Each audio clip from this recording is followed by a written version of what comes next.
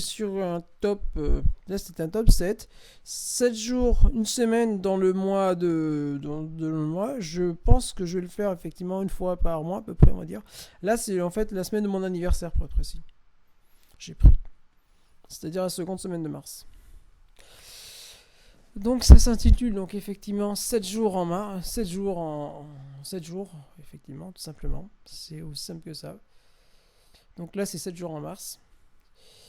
Donc je vous rappelle un peu le concept de la chaîne effectivement, c'est de parler d'événements un peu moins connus, un peu moins souvent plus cachés, souvent plus historiques, parce que moi j'adore l'histoire puisque effectivement c'est mon ma forme. Donc là je pense que effectivement je vous ai pas expliqué, donc moi c'est ma formation d'origine, je suis historien de l'art et ancien étudiant architecte, effectivement. J'adore l'histoire, j'ai toujours adoré l'histoire, donc j'aime bien l'approche d'histoire. Ingénierie également, donc justement vous comprenez effectivement par mon approche d'ancien étudiant architecte. Effectivement, voilà, donc je vais vous parler effectivement davantage, je pense, donc des envers un peu du sport, du sport automobile en général, la Formule 1 aussi pas mal, j'adore la Formule 1, l'IndyCar aussi énormément, parce que j'adore l'IndyCar, la NASCAR également, donc un peu les États-Unis aussi, la moto, j'aime bien la moto également. Donc là, ça va être 7 jours et vous allez voir, effectivement, ça balaye effectivement différents champs du sport automobile. Donc on va commencer par le 10 mars, effectivement, donc le 10 mars 1991. Le 10 mars 1991, en fait, c'est le jour du dernier Grand Prix des États-Unis à Phoenix, sur le circuit du Jefferson Center, c'est-à-dire effectivement un circuit court d'environ 3,8 km, qui était en fait assez intéressant au début et qui en fait en 1991 est modifié malgré parce que l'organisateur effectivement essaye effectivement de relancer un peu cet événement qui est un peu en perte de vitesse déjà au bout de 2 saisons, mais ça ne marchera pas. Ça ne marchera pas, la course sera abandonnée le 7 octobre 1991 quand Bernie Ecclestone annule le contrat au profit du Grand Prix d'Afrique du Sud. J'y reviendrai un peu plus tard, d'ailleurs comme sur toutes ces dates là, c'est des sujets sur lesquels je vais revenir plus tard, plus en détail ensuite, au cours de l'année. Donc là c'est vraiment pour vous présenter cette date différente. Le 11 mars 1958 ensuite, donc la naissance d'Eddie Lawson. Donc Eddie Lawson, c'est un pilote de légende en moto, puisque c'est un pilote 4 fois champion du monde, dont 2 fois sur 2 machines différentes en 88 et 89, qui débute sa carrière en mondial en 1983. Je reviendrai pour la toute dernière partie de ce podcast. Ensuite, qui va dès sa deuxième année gagner un titre. Souvent après switcher sur des duels avec les mêmes pilotes de sa génération, soit les Américains comme Freddie Spencer, puis ensuite Gardner ensuite, avant de finir tranquillement sa carrière, puis de passer au sport automobile, en Champ Car, en Indy Light, puis en Champ Car. Et d'ailleurs, à l'heure actuelle, Eddie Lawson, à l'heure actuelle, en 2021, continue à piloter, d'ailleurs, non pas en moto, un petit peu si en moto de temps en temps, mais plutôt en sport automobile, puisqu'il a fait l'acquisition de la Walter Wolf de Jody Scheckter, donc, qui a gagné le premier Grand Prix son premier Grand Prix en 1977 pour faire les compétitions historiques avec. Depuis les rassemblements historiques avec. Ensuite, on va rester aux États-Unis, donc le 12 mars. Le 12 mars, c'est la naissance de Johnny Rutherford, qui est une légende du kart, et c'est également donc le 11 mars, parce que j'ai pas grand-chose à dire à propos du 12 mars. Le 11 mars, c'est également la naissance du Champ Car. Le kart, en fait, la première course de kart du championnat kart est disputée le 11 mars, suite donc à une scission avec Luzek, effectivement. Le kart, c'est un championnat qui est voulu plus ou moins par les patrons d'écurie, par les pilotes, pour un peu moderniser tout cela. Et c'est un championnat qui prendra de l'expansion au cours des années 80 jusqu'à quasiment servir de formule de promotion ou d'espèce d'équivalent dans la Formule 1 au tournant 90-80, jusque dans les années, tout début des années 90, jusqu'en 96 d'ailleurs réellement, jusqu'à la scission, qui va peu à peu en fait retourner l'avantage du championnat kart sur le championnat IRL et aboutir à la fusion de 2008. Justement, donc ensuite, pour revenir donc au l'IndyCar, le 13 mars, c'est le début de la saison Indy 2016. Donc c'est la saison du premier titre de Simon Pagenaud. Simon Pagenaud, effectivement, qui débute donc dans la filière en France au début des années 2000, qui monte peu à peu les échelons, mais qui sera jamais le meilleur pilote de ces séries. Donc il décide de s'expatrier aux États-Unis en Formule Atlantique. Il gagne la Formule Atlantique, son écurie monte en Formule en Champ Car, puis périclite à la fusion entre les deux championnats. Donc Pagenaud se tourne vers l'endurance, roule sa bosse en endurance, notamment avec son ami Sébastien Bourdet, et en IMSA également. Donc ensuite, il revient peu à peu au Champ Car, à l'IndyCar. Bon, le Champ Car, c'est un peu pareil. D'ailleurs, c'est toujours ce qu'on appelle la Formule Indy aux États-Unis pour raccourcir souvent. Donc il revient à l'IndyCar. Et peu à peu, il monte les échelons. Et en 2016, en fait, effectivement, il va réussir une très bonne saison qui débute déjà par un podium, signe de sa saison qui va remporter tout de même quand même avec un net avantage. Et ça sera ensuite, plus tard, en 2019, le premier Français à gagner Indianapolis, l'Indy 500, depuis plus d'un siècle. Le 14 mars, donc moi le 14 mars, c'est mon anniversaire, et c'est également donc le 14 mars 1940 qu'est né Bill Simpson, qui est je sais pas comment définir. Est-ce que je le définis comme un jeu trouve tout ou comme un génial touche à tout? Donc en fait, Bill Simpson, c'est à la fois un pilote et à la fois un ingénieur et à la fois un inventeur, voire un ingénieur de génie. C'est-à-dire qu'en fait, c'est un pilote qui débute donc dans le dragster, par la NHRA avec son ami Moss O'Rourke, jusqu'au jour donc, en fait, il a un accident, il percute donc il évite un accident sur une rupture des freins. Il cherche une solution déjà pour freiner son dragster, et là il invente le parachute de freinage. Ensuite, quelques années plus tard, il cherche une solution pour lutter contre le feu en cas d'explosion du véhicule. Donc, à cette période, en fait, il travaille pour la NASA, et c'est lui qui conçoit les premiers cordons d'EVA, de sortie extravéhiculaire, pour la NASA. Donc, il profite de cette position, et son amitié avec Charles Conrad, donc Pete Conrad, qui, donc, si vous n'êtes pas au courant, a été ensuite donc le capitaine d'Apollo 12 notamment. Donc, il récupère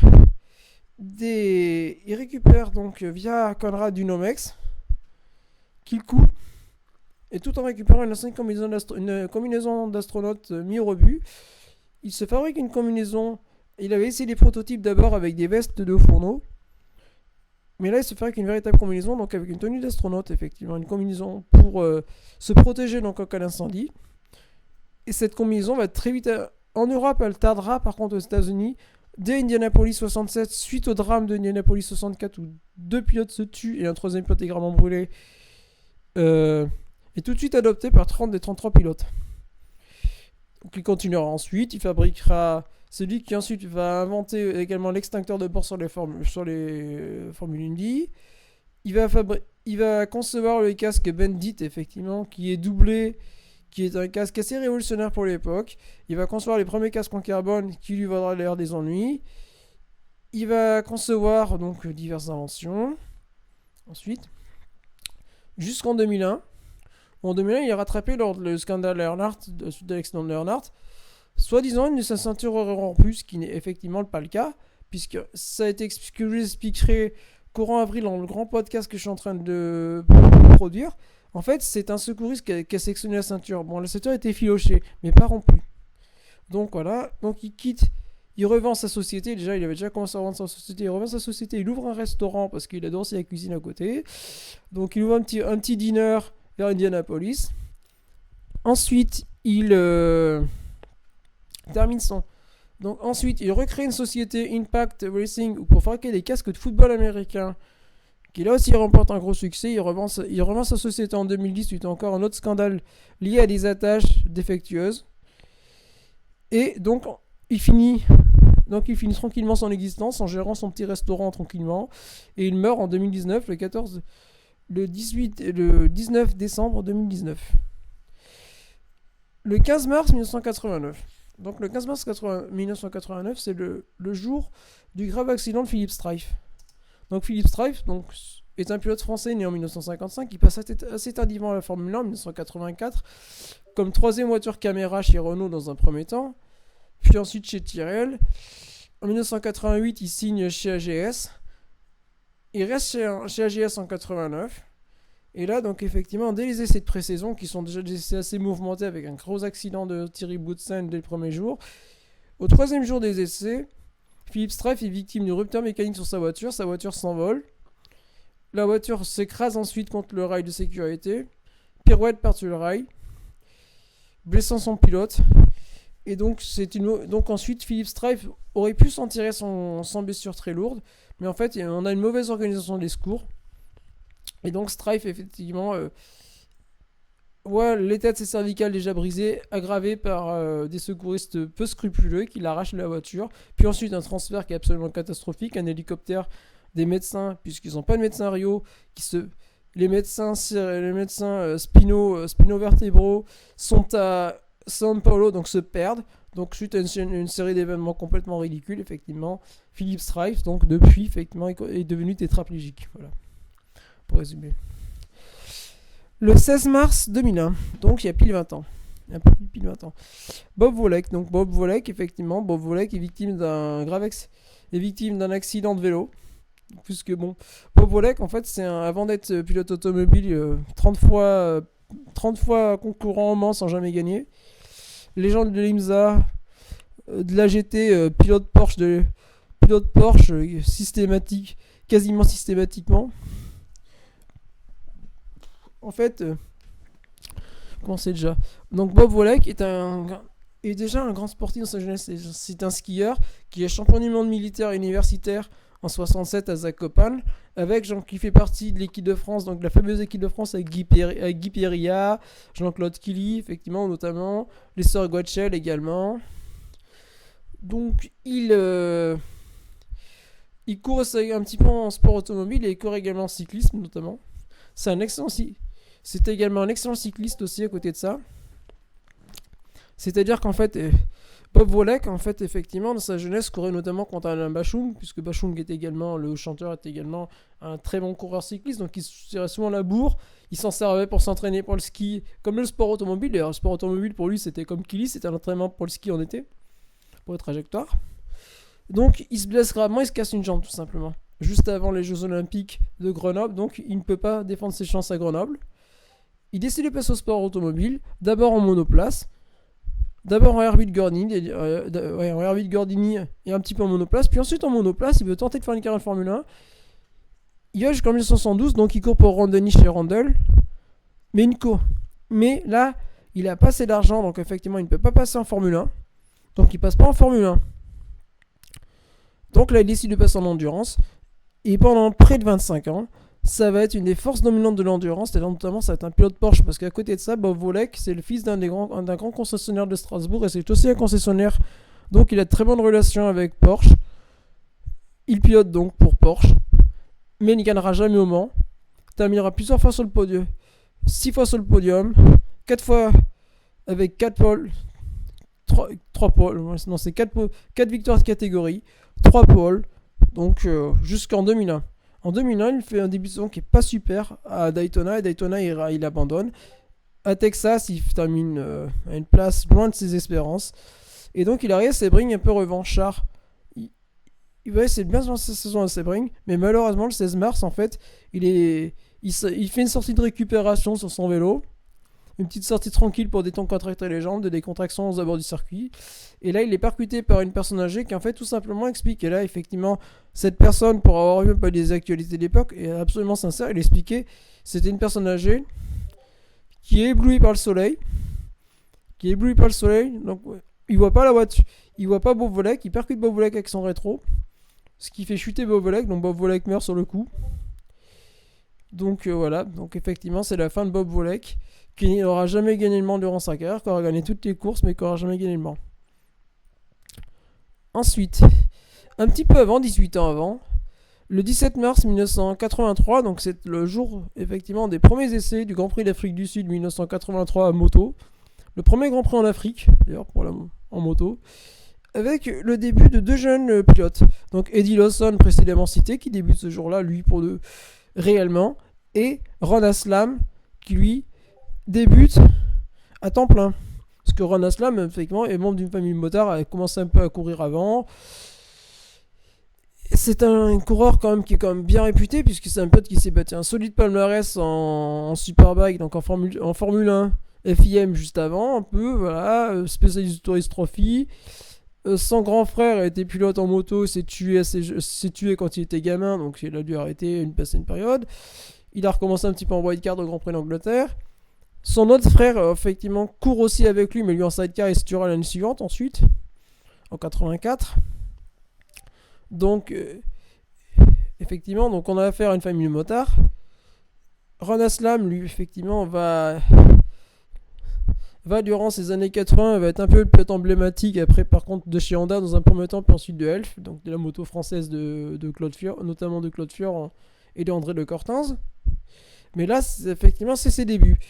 Donc il a la lourde charge de faire débuter la Honda, qui est une moto assez mal née, avec trop d'idées effectivement innovantes dessus. Donc il va essuyer les plâtres pour Freddie Spencer, qui lui est le numéro 1 de l'écurie, donc office effectivement. C'est plus ou moins leur pilote d'essai, c'était déjà leur pilote d'essai, mais là c'est des essais mais en conditions réelles toute sur l'année. Mais il débute très bien, puisqu'il va débuter ce Grand Prix en arrivant déjà sur le podium et en devançant Eddie Lawson. Donc effectivement, on a aussi Eddie Lawson effectivement qui débute ce jour-là. Eddie Lawson qui lui s'est bâti un solide palmarès en AMA aux États-Unis, qui arrive au relais de ses titres, puisque l'AMA effectivement cette période au fait de sa gloire. Et pourquoi il a en moto d'ailleurs, notamment parce qu'en fait l'AMA change son règlement et passe en 750 cm3 au lieu de 1000 cm3. Donc c'est pour ça qu'on a beaucoup de pilotes américains qui à cette période viennent en Europe. Hop. Donc oui, ça va être le moment de conclure. Donc c'était 7 jours en mars de la chaîne CycloGP que je vous ai proposé. Donc si ça vous a intéressé, n'hésitez pas à mettre un pouce bleu, n'hésitez pas à partager, n'hésitez pas à vous abonner également, parce que bon, c'est intéressant que si vous pouvez vous abonner, ça fera. Et oui, et également n'hésitez pas effectivement peut-être à mettre quelques commentaires pour les retours. Là par exemple ce matin j'ai eu quelques commentaires sur le Discord de Nishi, ou sur le Discord du circuit. Effectivement, c'est vrai que c'est toujours intéressant vos retours, ça me permet de progresser comme ça, de voir un peu ce que je dois faire. Donc n'hésitez pas. Donc c'était Lionel Rosière de CycloGP. Au revoir et bonne journée ou bonne soirée.